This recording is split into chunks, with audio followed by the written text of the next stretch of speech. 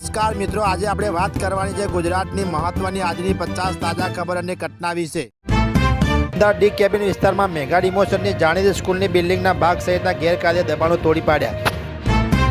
વડોદરામાં જૂની અદાવતે ઝઘડો થતા કેટરિંગ સંચાલકનો યુવકે કાન કરડી કાઢો. દાહોદ સંજીવમાં ગેસ સિલિન્ડર માટે સંઘર્ષ, બોર્ડર પરની ટ્રક આવતા જ લોકો તૂટી પડ્યા. 2.3 મહિનાની જનતા પરેશાન.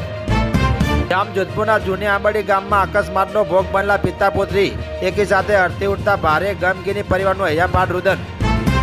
મધ્યપ્રદેશમાં ગમખોર અકસ્માત, ટ્રેક્ટર ટ્રોલી પલટી ખાઈ જતા 6 ભક્તોના મોત, 40 ઇજાગ્રસ્ત. રાજસ્થાનના રણ પ્રદેશમાં હોલી જેવો નજારો, શ્રી ગંગાનગર રૂચિના રહેવાસીઓ ભયાનક ભવંડરમાં ફસાયા. ખાકીમાં ધબકતું હૃદય, જેલમાં જન્મેલા બાળક સાથે મહિલાને કોઈ લેવા ન આવ્યું. ગુજરાત પોલીસ પરિવાર બની એમપી સુધી મૂકવા ગઈ. ગાંધીનગર 4 વર્ષની માસૂમ પર દુષ્કર્મ ગુજારનાર નરાધમને અંતિમ શ્વાસ સુધી જેલની સજા. નજરિયામાં 16 દિવસથી ગુમ અમદાવાદના વિદ્યાર્થી ધવનીત રાજદીપનું શંકાસ્પદ મોત, પરિવારના પીજી માલિક પર ગંભીર આરોપ. અમદાવાદ આઈપીએલના 2026 ફાઇનલ ટિકિટનું કાબજા કરતા 5 ગઠિયા ઝડપાયા. 3 ગણા ભાવે ટિકિટ વેચવાનો પ્લાન. 10 વર્ષીય બાળક સાથે સૃષ્ટિ વિરોધનું કૃત્ય કરનાર 21 વર્ષીય આરોપીને આજીવન કેદ.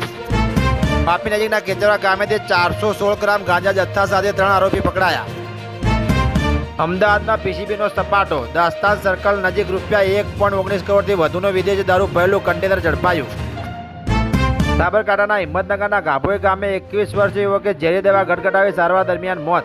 જામનગર નજીક દરેડમાં ગેરકાયદે ગેસ રિપેરિંગનું કારસ્તાન ઝડપાયું. સલામતીના સાધનો વિના ભરાતા હતા ગેસના બાટલા.